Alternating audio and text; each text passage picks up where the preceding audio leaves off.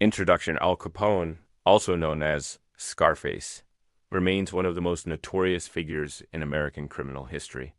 Rising to power during the Prohibition era, he became a symbol of organized crime, corruption, and excess in 1920s Chicago. Both feared and oddly admired, Capone's life is a tale of ambition, violence, and eventual downfall. Early life and background.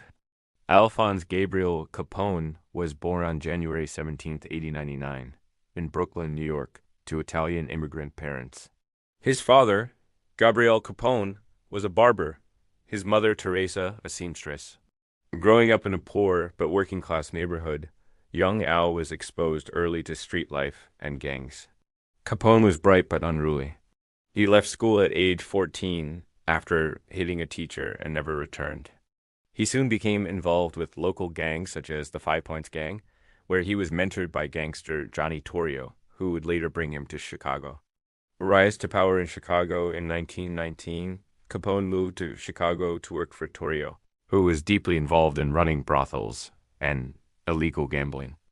When Prohibition began in 1920, organized crime seized the opportunity.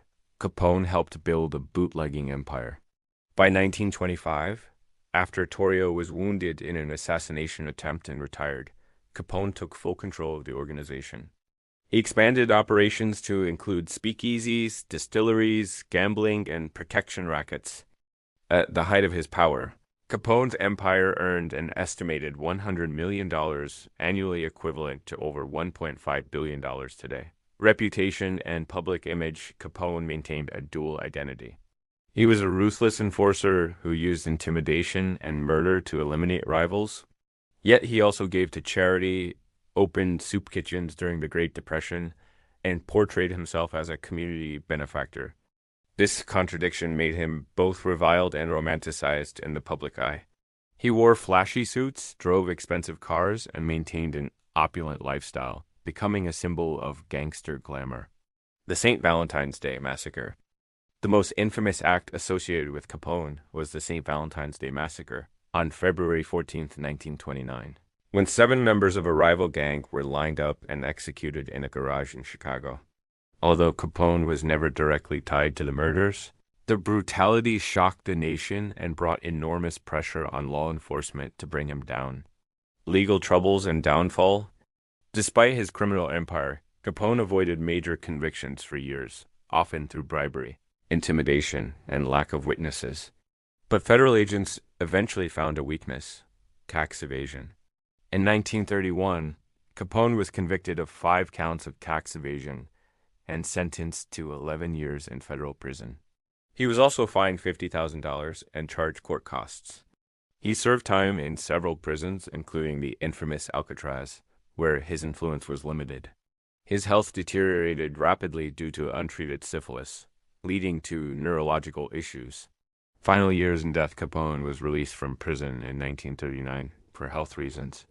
He returned to his Florida estate in Palm Island, Miami, where he lived out his remaining years in declining mental and physical health. He died on January 25, 1947, at the age of 48, from a heart attack brought on by complications from syphilis. Legacy. Al Capone remains a lasting icon in American culture, synonymous with organized crime and the Prohibition era. His life inspired countless books, films, and TV shows, including The Untouchables, Boardwalk Empire, and Scarface.